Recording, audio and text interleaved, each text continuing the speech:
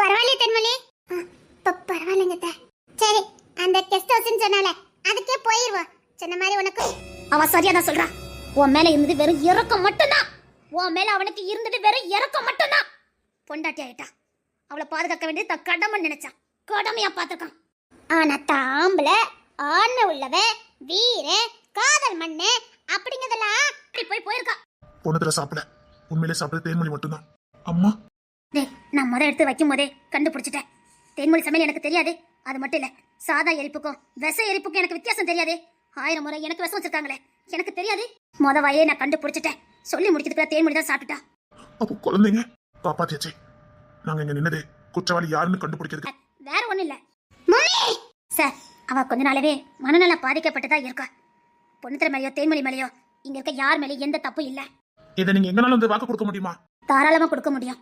நான் அவளை பெத்தவா, நான் சொல்றேன்ல சார். காது கொடுத்து கேளுங்க. நான் என்ன சொல்ல வரேனா? I love you, I love you, I love you. இல்ல, நான் சொல்ல வரத காது கொடுத்து கேளுங்க. நான் சொல்லிக்கிறேன். அதுக்கப்புறம் ப்ளீஸ் ப்ளீஸ் ப்ளீஸ். வேண்டாம். குற்றவாளிக்கு நான் சொல்லி மேலெடுத்து உத்தரவு எங்களால எதுவும் பண்ண முடியாது சார். சார், நாங்க தேன்மொழியை கைது பண்ணணும் சார். சார், அவங்க ஐசில இருக்கட்டும். ஆனா போலீஸ் பாதுகாப்புல இருப்பாங்க. கண் முழிச்சனே அரெஸ்ட் பண்ணுவோம் சார். யாராவது பக்கத்துல போனீங்க எந்த மேலடா? இன்னைக்கு தான் சாப்பிடுவேன். அத வச்சு சொல்லிருப்பாரு. அவரா அப்பதான் சொன்னாரு. அவ சாப்பாடுக்கு ரொம்ப இம்பார்ட்டன்ட் கொடுக்க மாட்டா. அதனால அவ வாயில வைக்க மாட்டா. முடியும், நீ ஒத்துல அப்படி பார்க்க முடியும்.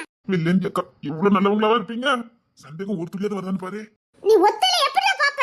இதான் நல்லது எங்க உங்களுக்கு. ஒரு துளி சந்தேகம் வருதான்னு பாரு. இல்லடா, நாங்க கூட மாட வரோம். இல்ல சார், அவ மனநல பாதிக்கப்பட்டிருக்கா சார்.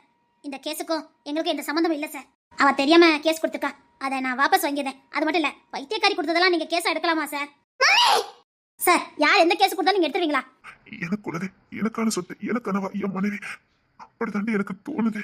ஐயோ, நீங்க பேசுறதுல